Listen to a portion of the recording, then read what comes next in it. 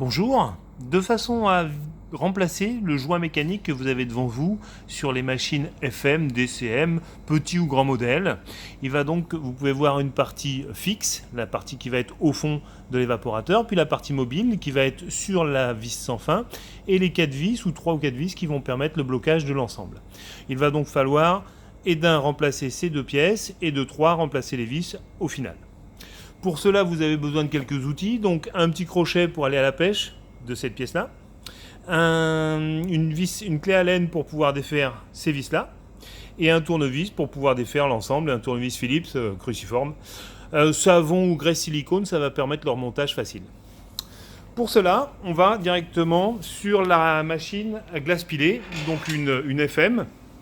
Cette FM, après avoir enlevé le panneau de dessus, le panneau de devant, vous enlevez le panneau de côté gauche, et là vous vous retrouvez avec l'ensemble évaporateur et accès à l'ensemble.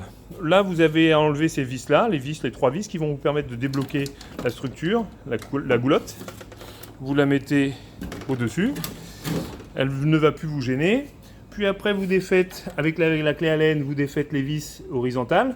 Il y en a 4 sur ce modèle-là, les petites en ont que 3. Et là, ça va vous permettre, après avoir vidangé l'évaporateur, bien sûr, vidanger, ça veut dire vider de l'eau. Vidanger, là, vous le tirez par le couteau, sans le défaire. Donc, vous tirez de façon à extraire la vis sans fin.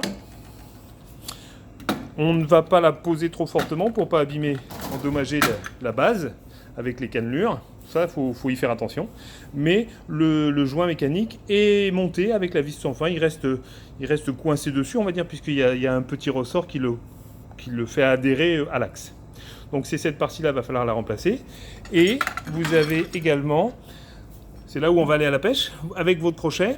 Alors moi je me suis fait un crochet un petit peu qui tient dans le temps avec une tige filetée, mais on peut le faire avec un bout de cuivre tordu ou au bout d'un tournevis vous scotchez un truc tordu, c'est pas bien grave.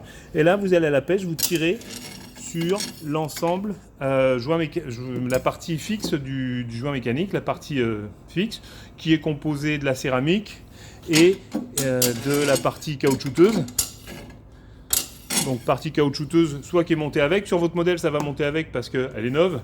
Sur ce modèle qui est un peu plus vieux, elle est restée au fond. Donc là, vous avez donc 2 pièces que vous allez remettre en une seule. Vous remettez un petit peu sur la partie neuve que vous remplacez, vous mettez un peu de savon, un peu de graisse, et vous le renquillez, pareil, vous le faites glisser. Donc je vais le faire en direct avec l'ancienne, c'est pas bien grave. Hop, je remets l'ancienne, je le remets au bout de ma canne à pêche, et je le redescends.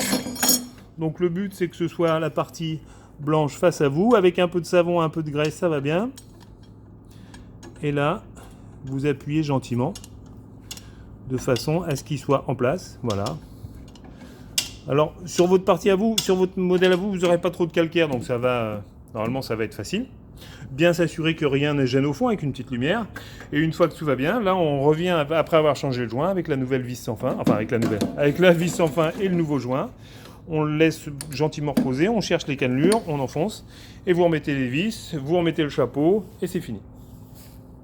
Merci. Donc ne pas jeter l'ancienne pièce, mais la garder de façon à ce qu'on la récupère pour la réexpédier à l'usine.